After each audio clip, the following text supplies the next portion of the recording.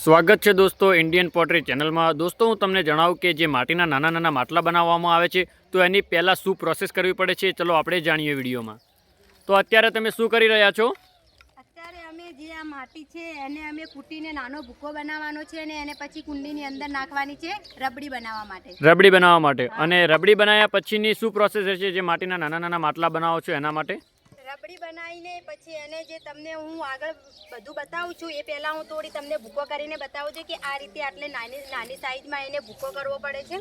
અને આ એકલી માટી તમે કાળી માટી બનાવો છો, ચીકણી માટી જે છે કે એની અંદર કોઈ બીજી માટીનો ભેળસેળ કરીને બનાવો છો?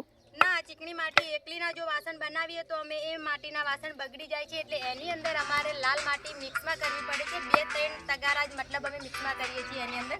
2-3 તગારા મિક્સ કરીને લાલ માટી જે આવે છે એ મેળવો છો? હા, એની અંદર 2 તગારા મિક્સમાં કરવી પડે। અને તમે જે આ માટી કુંડીમાં પહેલેથી પલાળીને રાખો છો કે પછી એને તરત પલાળીને તરત માટીની રબડી બનાવો છો? ના, એને આગલા દિવસે કુંડીની અંદર માટી નાખી દેવાની હોય છે ને એની અંદર જોઈતું પાણી મિક્સમાં કરી દેવાનું હોય છે અને જે બરાબરની ગળી જાય તો એને બીજા દિવસે સવારે અમે કુંડીની રબડી બનાવીએ છીએ ને એ રબડી અમે જે ચોરસ ખાના હોય છે એની અંદર અમે કાઢીએ છીએ જે ચાળણીની મદદથી ગળીને। અને એ માટી પછી કેટલા ટાઈમમાં તૈયાર થઈ જાય છે? એ માટીને કાઢ્યા પછી કમસે કમ 2 થી 3 દિવસ થાય છે એને કઠણ થવામાં। કઠણ થવામાં 2 થી 3 દિવસ થાય છે। હા, અને પછી એ કઠણ થઈ જાય એના પછી બહાર કાઢો છો તો મશીનમાં નાખવામાં આવે છે એ પણ સાંભળ્યું છે, મશીનમાં એકદમ મુલાયમ બનાવવામાં આવે છે માટીને? હા, એ વાત સાચી છે। અત્યારે અમે જે માટીની રબડી બનાવીને અંદર ચોરસ ખાનામાં કાઢીશું એને 2-3 દિવસ થઈ જાય તો એની પછી અમારે જમીનની ઉપર ફરી એકવાર મૂકવી પડે છે કે માપની કઠણ થઈ જાય। એના પછી એને અમારે મશીન જોડે લઈ જઈને એની અંદર મશીનની અંદર માટી નાખીને એને મશીનની અંદર જો પિંડા બનીને તૈયાર થાય છે તો ચલો આજે હું તમને બધી જ પ્રોસેસ બતાવું છું। તો ચાલો સૌથી પહેલાં અમને જે તમે માટી આ કુંડી ગાળો છો એ કુંડી બતાવી દો। હા, ચલો। તો ચલો દોસ્તો હું તમને બતાવું છું એ કુંડી કેવી હોય છે।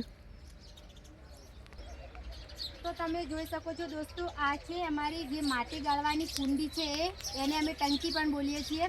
આની અંદર પહેલાંથી જ પાણી નાખેલું છે એની અંદર અને આની અંદર હવે અમારે માટી નાખવાની બાકી છે અને જો આજે અમે આની અંદર માટી નાખી દઈએ તો કાલે સવારે આની રબડી બનાવી શકીએ છીએ અમે। પહેલા અંદર પાણી રાખવામાં આવે છે અને પછી માટી નાખવામાં આવે છે? હા, એની અંદર પછી માટી નાખવામાં આવે છે અને પછી રબડી બનાવવામાં આવે છે। હા, પછી રબડી અને આ પાઇપ શેના માટે લગાવેલી છે એ પણ જરા જણાવી દો અમારા સબસ્ક્રાઈબર દોસ્તોને। રબડી બનાવેલી હોય છે એની જે રબડી કાઢવા માટેની પાઇપ છે અને એને રબડી કાઢવા માટે ચારણીના ઉપયોગથી જ કાઢવી પડે છે કારણ કે ગળીને જાય કોઈ કચરો બીજો અંદર ના આવી જાય। માટીના વાસણ બનાવતી વખતે કચરો અને કાંકરા ના આવે એના માટે ગળવી પડે છે? હા, માટી ગળીને કાઢવી પડે છે।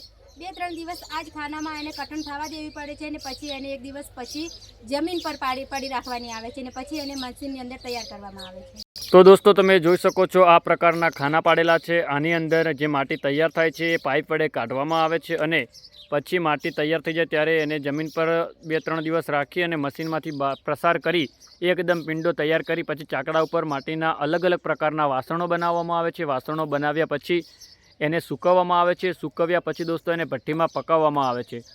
અને તમે અંદાજે કયા કેટલા અને કયા પ્રકારના માટીના વાસણો બનાવો છો એ જરા જણાવો। અમે કટલરી આઈટમમાં તો બધી જ આઈટમ બનાવીએ છીએ। જે નાનો માટલું આવે છે એ બનાવીએ છીએ, એમાં 2 સાઈડ બનાવીએ છીએ, ગલ્લા પણ બનાવીએ છીએ, 2-3 સાઈડના જે દિવાળી માટે જે દેશી કોડિયા આવે છે, ધૂપ આવે છે, એવી અમે હરેક નાની મોટી આઈટમ બનાવીએ છીએ।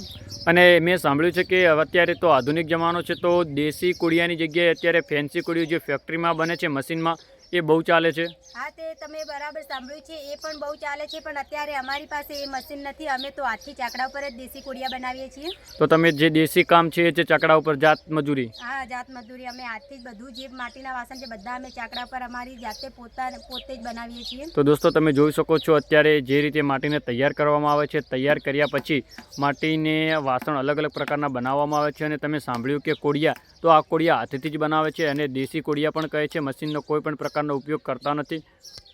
જે પ્રકારના દોસ્તો મેં તમને દેશી કોડિયા કીધા હતા એ જુઓ, આ પ્રકારના એ દેશી કોડિયા એકદમ હાથોથી બનાવેલા છે, કોઈ મશીનનો ઉપયોગ નથી। હાથે વડે માટીને તૈયાર કરેલી અને એવા અહીંયા વિવિધ અનેક પ્રકારના વાસણો દોસ્તો બનાવવામાં આવે છે। અહીંયા પણ તમે જોઈ શકો છો, અહીંયા પણ કોડિયા પડેલા છે। એના પછી જે મેં તમને નાના નાના માટલા કીધા હતા એ તમે અહીંયા જુઓ દોસ્તો, આ રીતે હાથોથી બનાવેલા છે એકદમ। તો દોસ્તો આ વિડીયો તમને કેવો લાગ્યો અમને કોમેન્ટ કરીને જરૂર જણાવજો. અમારા વિડીયોને હાઇપના પોઈન્ટ જરૂર આપજો જેથી તમારા આગળના જે દોસ્તો હોય એ આપણા વિડીયો જોઈ શકે. અને દોસ્તો મળીએ બીજા વિડીયોમાં.